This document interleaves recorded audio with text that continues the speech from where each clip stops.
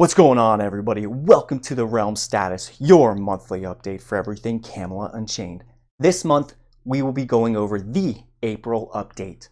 Now, if you're new to my channel, I briefly go over all the information that we get on a weekly basis from Camelot Unchained. So there is a lot I'm not going to cover. So if there's anything else that you're interested in that I'm talking about, definitely check out their stream or hit me up in the comments below.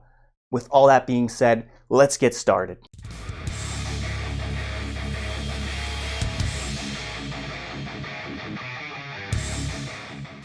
So let's begin with the top 5 dev items, starting with number 1. The in-game scenario map and the RVRBG. So I'm sure many of us have heard about the RVRBG. If you're a backer, I'm sure you've tested because they've opened this up to all the backers. And if you haven't really been testing, the map looks really great. I remember playing this map on day 1 and it was cool, but it was just, I was not impressed. I really wasn't. But now I am impressed. You know, they have the keeps, they have the towers, they have the keep lords, they have siege, they have a little bit of overmind working. And one thing I was kind of upset about and kind of always been upset about is the map. And I know that's not a huge deal considering this is only in beta, but they added a little bit more detail in map. Now you can actually see where you are when you look at the map. You can see people in your warband. I believe you can see people that own plots, and you can see where some of the fighting is going on. Specifically, what they give in the update is, you know, who controls the plots, who's attacking various plots, and like I said, warband members, and the orientation of your physical self. So you can see yourself on the map, and you can see the towers on the map. And I know this isn't a big deal, but to me, this is a huge deal because I am a big fan of a map. If any of you guys, and I'm sure you guys have, remember back in Dark Age of Camelot, when you hit the map, you just saw a map and you kind of had to navigate in like no landmarks. At least that's how I navigated when I played.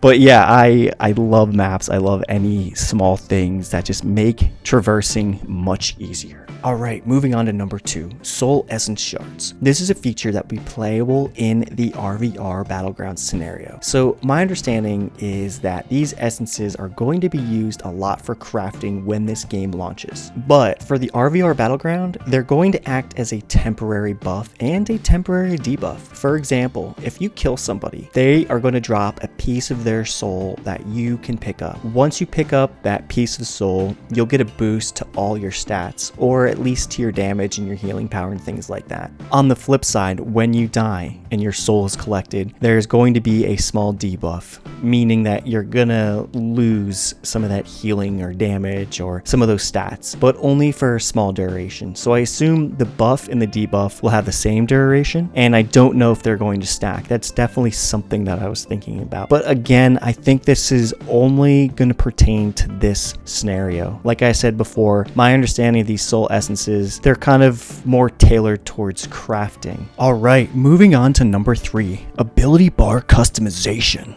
So I think it's safe to say that before they put this update in, the ability bar was looking pretty plain. You couldn't really do a whole lot with it. Even when you create an ability, it automatically placed at the end of your bar and you couldn't change it, and it was a pain in the ass. It really was. Well, now that they added this update, you can physically move abilities to where you want them. You can add bars, and when you create an ability, it gets placed on your bar, you can physically move that ability now. I know it sounds really simple and stupid, and yeah, they should have done this a long time ago, but you know, a lot of people have been asking for this, and they gave it to us, and now it is here. I also believe that in the UI, you can physically move everything else. So when you're targeting somebody, you can physically move where that is. Now that is huge for me because for some reason, a lot of MMOs by default like to put those things in areas where like you can't even see them, like not even near your bars or your abilities. So overall, this is a great update, and it is something that I've been wanting for a long time, and it just makes it so much easier and more fluid when you jump into test and you can move things to where you want them to be. All right, moving on to number 4.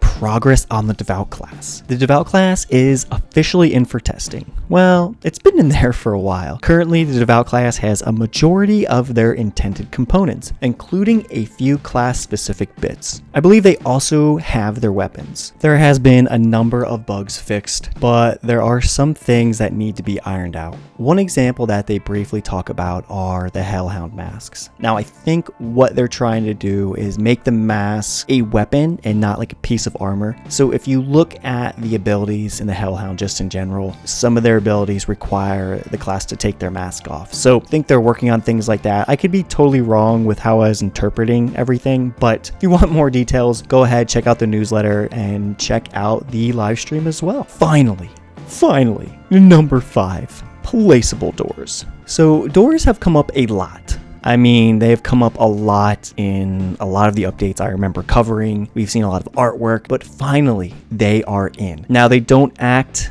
or function as regular doors where you like hit a lever and they open, or you go up to it and you press it and it opens. Right now they're acting as portals, but eventually they'll implement some system where they start functioning like a regular door. But for now, we have them. They act as portals, and you even get a little bit of an animation when you go and open them. So pretty cool. All right, so let's move on to the questions. Question number 1. Did you write up a list of things crafters can use with soul shards? So the response to this was no. MJ did say that it is on his plate for the next 90-day update. He admitted that crafting is not getting enough love, and it's not because they don't have the engineering resources. It's just that they have other things they're focusing on. He did mention that in the next 90 days, crafters will get some updates and some love. All right, question number 2. I love promoting this game, but there's so little footage. Man, I agree. There is a big part of me that just wishes that I could show the gameplay. I could show some of the tests, just throw it in some of my slides or my videos, just so people have something to watch while they're listening to me babble around. Like, I really wish that, but let's get to the answer. MJ basically said that, he's taking care of this one. They want the game world to look better, and they want better performance and better animations. So before they show this game off, they really want these things to be ironed out and look a lot better. Now, overall, I can agree with this. I think this game has come a long way since Linuxification. I really do. I've seen a lot of effort, a lot of work put towards making this game more of a game, and maybe that's because a lot of the engineers were working on Linuxification, or maybe very specific people had to take off and do Linuxification. But honestly, I've really seen a major push, and it feels good. But to be quite honest, if I were to sit here and stream it, I don't know. I don't think that would be best. I think they do need to get more animations in there. I think they do need to make the world look a little bit better than what it is, and the performance definitely. I think they do need to work on it. So hopefully in the near future we'll be able to stream, but I don't think it's going to be the near future. I think it's going to be the far future. All right, moving on to number 3. Will there be action combat or an action combat option in this game? So if you guys ever played like Elder Scrolls Online, that's like all action combat. You're like constantly aiming all your abilities and things like that. So I think that's what this person was asking.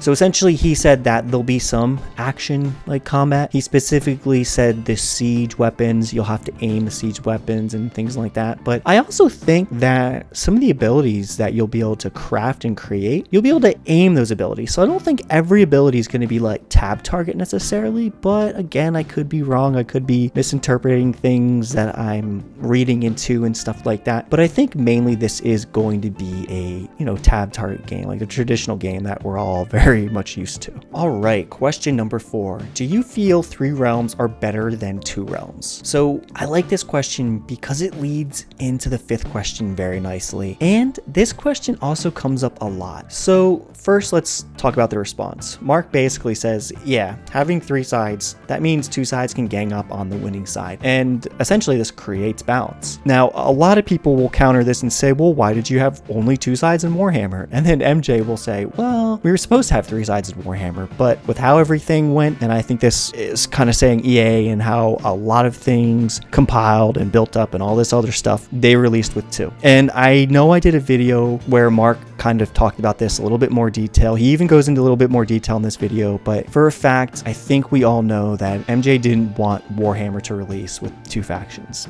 He felt that Warhammer was released way too soon, and I think a lot of us can agree with that played Warhammer. Let's face it. All right, moving on to question number 5. What is your philosophy on accepting money from investors that want to change the way this game is developed? Essentially cater to the mass amount of people rather than the people that have been backing you for so many years. So this is a great question. So first off, MJ says, without the investors, we wouldn't be where we are today. They wouldn't have survived this long. MJ did say that, yeah, he put in a lot of his own money, but he couldn't match what the investors put in. He also said that he knows some of these investors. One of them is his sister. MJ then goes on to talk about how EA bought him out, back in the day, and he kind of goes on that whole story, which kind of relates to question number 4. Now, this is something I don't want to get into, but like I typically said, if you're interested in this, I would check out the stream. He makes a lot of good points. He says a lot of things that make sense, and things aren't as simple as sometimes we make them out to be. But anyway, I don't want to put words in anybody's mouth. So again, if you have interest in this, go ahead and check out their stream. Honestly, it is pretty interesting, but I don't want to get the story wrong. I don't want to say something that he said, and I don't want to misinterpret something. All right, everybody, that is going to do it for me today. Before I head out, I have a few announcements. First, for anybody that hasn't tested this game in a long time, I highly suggest you check it out the next time you can. The RVR Battleground looks great, the towers and the keeps look great, and even the environment looks great. This whole thing is really shaping up, and I can't wait until they add more polish to this. Alright, and the second announcement. As you can tell, this video came out a little bit later than usual. That was due to the fact that my mic actually broke, and I tried to make it work because I got it working, but the audio was a little off. And then once I started using this recording software, it just sounded terrible, just awful. So I was able to order a new mic, but it took close to 2 weeks. So I'm getting this video out now, and I want to continue to do these videos. I had a lot of other ideas, like a live stream to talk about Camelot Unchained in more detail, but it was just taking way too much of my time, and with work getting a bit crazier, it was very hard to manage. So I had to stop doing that. But for now, what I'm going to continue to do is make these videos, keep everybody updated, and give everybody a brief summary of what's happening. But anyway, thank you guys so much for sticking through this video. I hope you guys enjoyed it. If you did, please hit the thumbs up. And if you want updates regarding Camelot Unchained, hit that subscribe button. Other than that, I hope everybody has a great week and stay safe, everybody.